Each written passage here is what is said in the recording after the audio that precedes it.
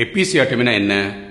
பிரசவ பாதையில் குழந்தை வரும்போது கிழியாமல் இருக்கணுங்கிறதுக்காக கட் பண்ணுறது தான் எபிசியாட்டமி. கட் பண்ணுறதுக்கு முன்னாடி மரத்து போகிற ஊசி போடுவாங்க. 5 நிமிஷம் வெயிட் பண்ணும்போது அந்த மரத்து போகிற ஊசியோட எஃபெக்ட் வந்தோன்னா அப்புறம் கட் பண்ணுவாங்க. எபிசியாட்டமி தான் பெண்களை பல கொடுமைகளுக்கு ஆளாக்கியது. போன நூற்றாண்டில் எல்லா கர்ப்பிணி பெண்களுக்கும் எபிசியாட்டமிங்கிற பேரில் கட் பண்ணி அதில் ரத்தம் வர வச்சு அதை ஸ்டிச் பண்ணி ஆஹாஹா ரொம்ப ரொம்ப கஷ்டங்க. விஞ்ஞான முறைப்படி எபிசியாட்டை போட வேண்டிய தேவை கிடையாது. இதை முதல்ல உங்கள் டாக்டர்கிட்டையோ நர்ஸ்கிட்டையோ தெளிவாக சொல்லுங்கள்.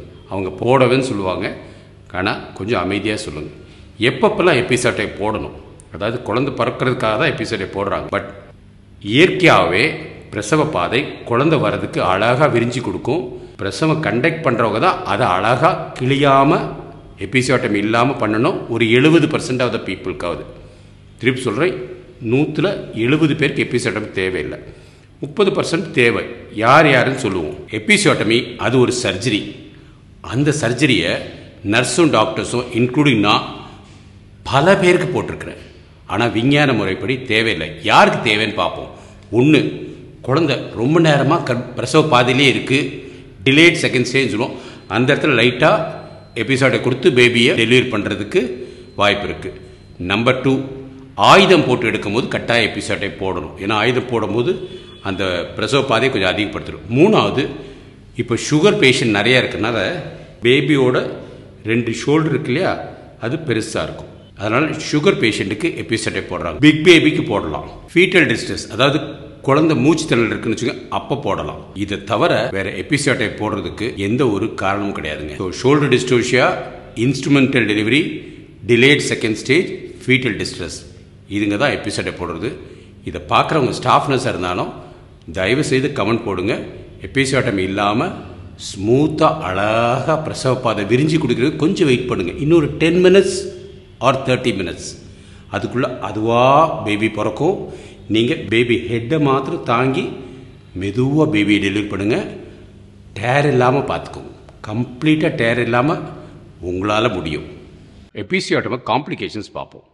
மெயினாக அந்த மரத்து போகிற ஊசி போடுறதுக்கும் இன்ஜெக்ஷன் கொடுக்க லேட் ஆச்சுன்னா ரொம்ப வலிக்குங்க, பக்கா வலிக்கும். 2வது, இன்ஜெக்ஷன் போட்டும் சில ஏரியாவில் பேட்சியாக வலி இருக்கும், அதாவது நர்வ்ஸ் வந்து டிஃப்ரெண்ட்டாக வரும். 3வது, ப்ளீடிங் அதிகம் ஆகலாம்.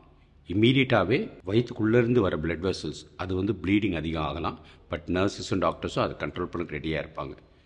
எபிசியாட்டமி புண்ணு வந்து இன்ஃபெக்ஷன் ஆகி அது அப்படியே கேப்பிங் ஆகி அது ஃபுல்லாக வரதுக்குள்ள வாய்ப்புகள் இருக்கலாம். சம்டைம்ஸ் எபிசியாட்டை போடும்போது பக்கத்தில் இருக்கிற மோஷன் போகிற பாதையில் கூட அது அஃபெக்ட் ஆகலாம். லாங் டேர்ம் ப்ராப்ளம்ஸ் என்னன்னு பார்ப்போம். புண்ணு ஆறும்போது வடு வருது இல்லையா, ஸ்கார், அது ரொம்ப பெயின்ஃபுல்லாக இருக்கும். அதில் இன்ஃபெக்ஷன் ஆகும் வாய்ப்புகள் இருக்கும். மெயினான பிரச்சனை இந்த ஸ்காரிங் இருக்கிறதுனால உடலுறவு கொள்வது ரொம்ப வலிக்கும். பெண்கள் இதனால் 6 மாதம் 1 வருஷம் கூட தள்ளி போடுவாங்க. அதனால் ஆண்களுக்கும் பெண்களுக்கும் சண்டை வரும், இல்லை அதோட பெரிய பிரச்சனைகள் கூட வரும். இதுதான் எபிசியாட்டமியோட காம்ப்ளிகேஷன்ஸ். இதை முற்றிலும் தவிர்க்கிறதுக்கு டாக்டர்ஸும் நர்ஸஸும் ஃபஸ்ட்டில் வரணும். ட்ரைனிங் மெயினாக எடுத்துக்கணும். எபிசியாட்டமி இல்லாமல் குழந்தை பிறக்கிறது தான் நல்லதுங்கிறது நம்ம உணரணும்.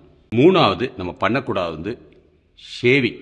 முன்னாடி பெண்கள் வந்து குளிக்க மாட்டாங்க அப்படின்னு ஒரு 50 வருஷத்துக்கு முன்னாடி பாட புஸ்தகத்தில் படிச்சிருக்கோம். இல்லை பெயின் இருக்கும், இல்லை ஏதாவது இன்ஃபெக்ஷன் இருக்கும்.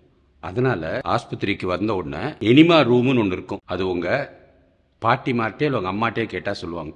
அந்த எனிமா ரூமில் வச்சு வரட்டு இழுத்து ஷேவ் பண்ணுவாங்க. அந்த பிளேடு பல வருஷமாக வாங்கினதாக இருக்கும். அந்த வலியை காதில் கேட்கும்போது தூக்கமே வராதுங்க. நல்ல காலம்.